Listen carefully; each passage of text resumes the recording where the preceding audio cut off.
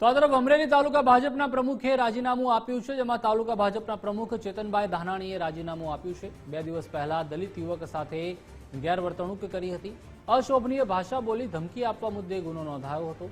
અમરેલી તાલુકા પોલીસમાં atrocity act મુજબ ગુનો નોંધાયો હતો।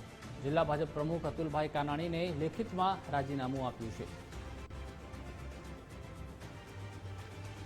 તો અમરેલી તાલુકા ભાજપના પ્રમુખ છે ચેતનભાઈ ધાનાણી, તેઓએ રાજીનામું આપ્યું છે।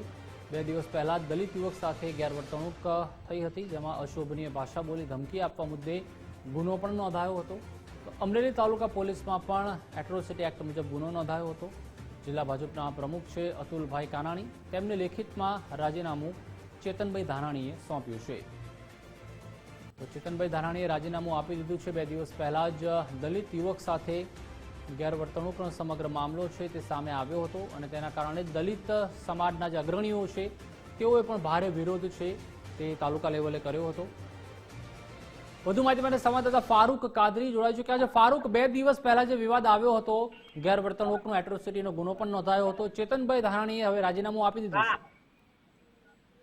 જી પ્રતિપાલ, જણાવ્યું કે અમરેલી જિલ્લાના રાજકારણમાં ખળભળાટ મચાવતી જો ઘટના હોય તો 2 દિવસ પહેલા દલિત યુવકને અભદ્ર ભાષામાં ગાળો આપનાર અમરેલી તાલુકા ભાજપના પ્રમુખ ચેતન ધાનાણીએ રાજીનામું આપ્યું છે। ગઈકાલે તેના પર ગુનો નોંધાયો હતો। એટ્રોસિટી એક્ટની કલમ મુજબ અશોભનીય ભાષા પ્રયોગ અને જ્ઞાતિ આધારિત જે રીતે ટિપ્પણી કરી હતી તેને લઈને એટ્રોસિટી એક્ટ મુજબ ગુનો નોંધાતા તાલુકા ભાજપના પ્રમુખ ચેતન ધાનાણીએ રાજીનામું આપ્યું છે। જિલ્લા ભાજપના પ્રમુખ અતુલ કાનાણીએ રાજીનામું સુપૃત કર્યું હતું, તેમાં તેને નૈતિકતાના ધોરણે રાજીનામું આપ્યું હોવાનું જણાવ્યું છે।